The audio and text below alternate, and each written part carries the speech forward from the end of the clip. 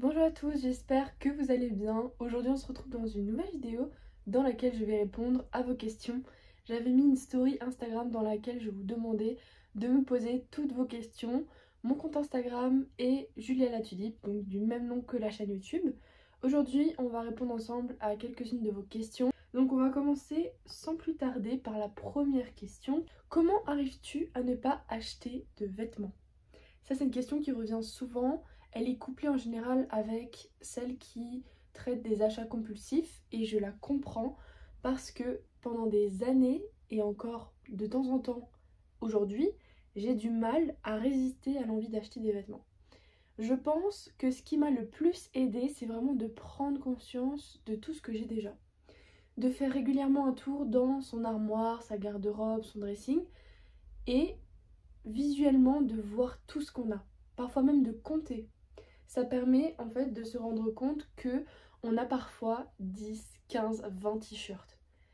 Est-ce qu'on peut juste se dire à un moment que c'est pas normal pour une seule personne qui porte donc un t-shirt par jour ou un t-shirt pour 2 jours, ça dépend ce qu'on a fait dans la journée, en quoi on a besoin de 25, 30, 40 t-shirts? Je pense que personnellement, le nombre minimal qu'il me faudrait, c'est 7 à 8 t-shirts, le temps de faire une machine dans la semaine. On ne parle pas ici d'atteindre un chiffre idéal, hein, évidemment, c'est pas le propos, mais c'est vrai que quand on se rend compte qu'on a déjà assez de vêtements, quelle est l'utilité d'en rajouter encore un? Je vous conseille d'investir dans des bons basiques, des couleurs qui vous vont, des coupes qui vous vont. Quand vous aurez 4-5 t-shirts que vous adorez, vous verrez qu'en fait les autres n'ont plus tant de saveur ou d'utilité et donc vous pourrez petit à petit vous en séparer et arrêter d'acheter les mauvais vêtements entre guillemets, parce que tant qu'on achète des bons vêtements, c'est-à-dire qui nous vont, qui nous plaisent, etc., c'est pas si grave de les racheter sans cesse en doublon et d'en consommer de seconde main, c'est mieux. Mais ce que je veux dire, c'est que rien ne sert de partir à la recherche de la pièce qui nous manque, du vêtement parfait pour nous, de vouloir sans cesse revisiter son style. Une fois qu'on l'a trouvé, et c'est dur, après on est tranquille et en général, l'envie d'acheter des vêtements s'arrête toute seule. Voilà. Ensuite, deuxième question. As-tu des marques éthiques pour vraiment acheter responsable quand on trouve rien en friperie? Alors il faut savoir que comme je ne fais que très peu de shopping, je le réalise uniquement chez Emmaüs, Vinted de moins en moins parce que les frais de port sont assez élevés. J'en trouve également en friperie. Donc ça c'est les méthodes que j'utilise pour réduire la demande en magasin. Après il y a des choses que j'achète neuves.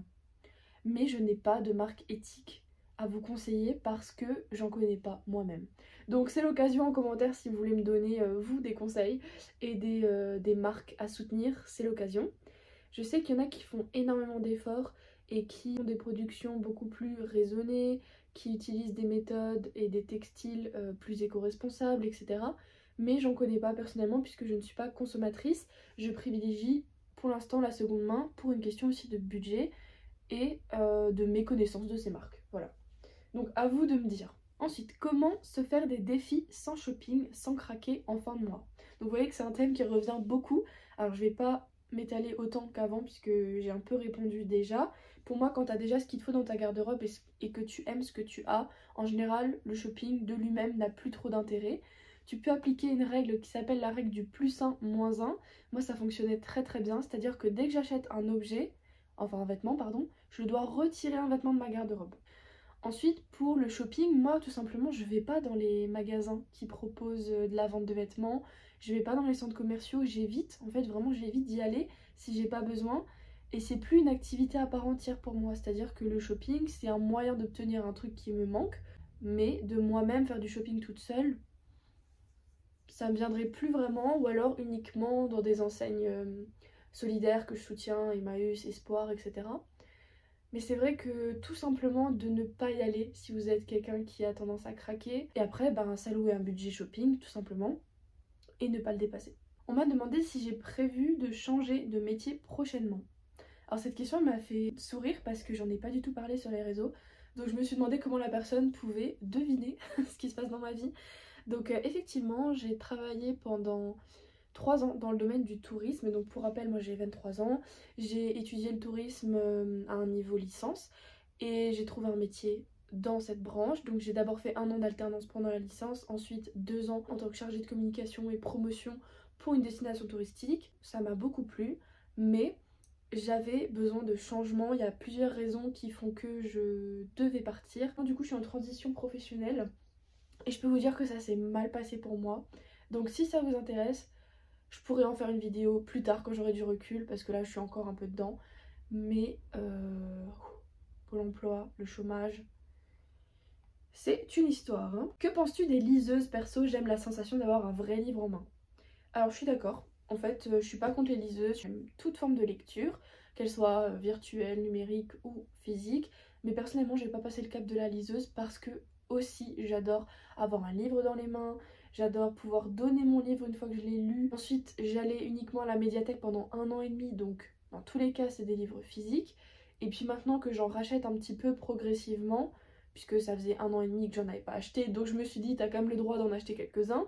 Donc là j'en ai racheté 4, 5 d'occasion et neufs, et ils sont dans ma bibliothèque de 10 livres à peu près maximum là, avec ceux qu'on m'a donnés, et j'adore les voir, j'adore les utiliser. Après moi je m'en sépare par contre, donc voilà. Comment ta famille, tes proches voient ou pensent de ta manière de vivre minimaliste? Alors les plus proches s'en fichent clairement, c'est-à-dire qu'ils savent, ils sont moyennement intéressés. Dans mon entourage, personne n'est minimaliste.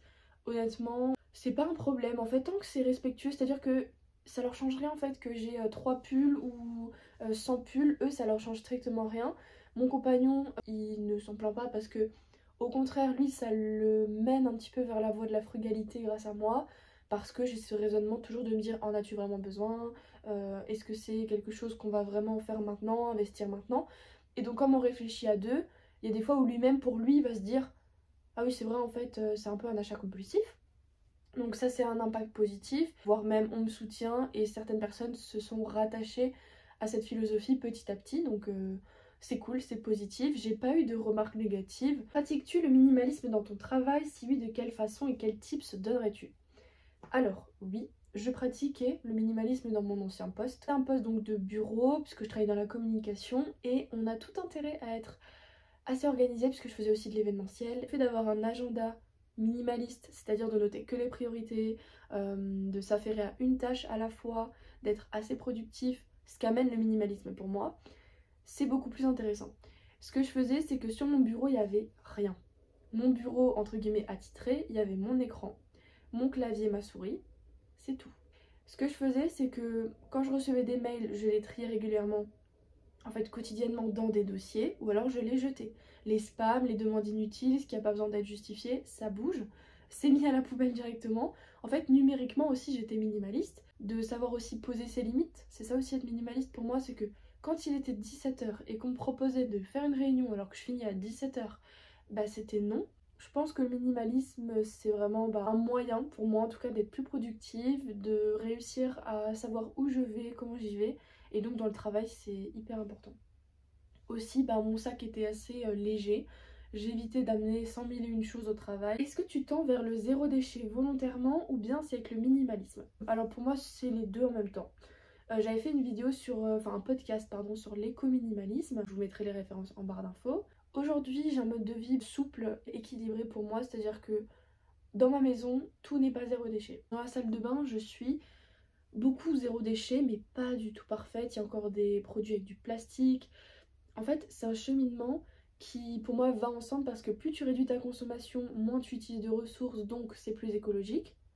Le minimalisme amène à une prise de conscience qui amène souvent à une prise de conscience écologique. Tu peux aussi réduire ta consommation de viande, donc ça c'est quelque chose qui aide la planète et aussi ton porte-monnaie, enfin bref.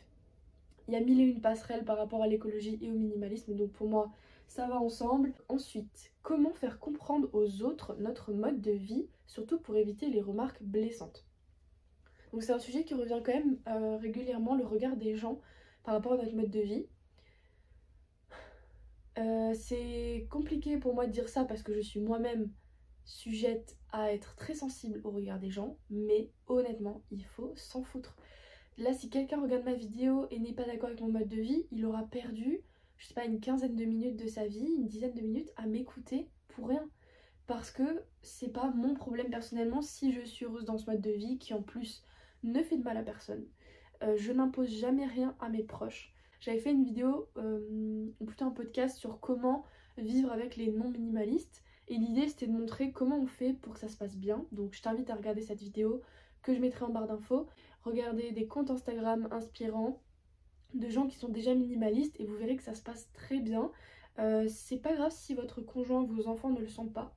Faites-le avec vos affaires, faites-le avec vos finances. Quand on commence à avoir un mode de vie alternatif ou un petit peu hors norme, si on peut dire, on a forcément des remarques. Voilà.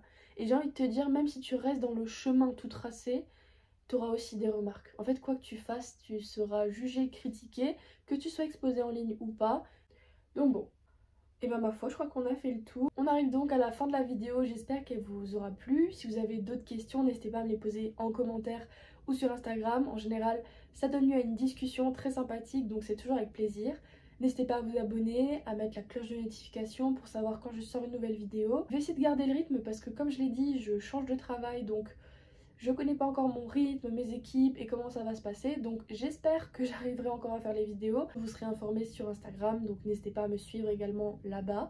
Je vous souhaite une excellente journée, une très belle soirée et on se dit à bientôt. Ciao!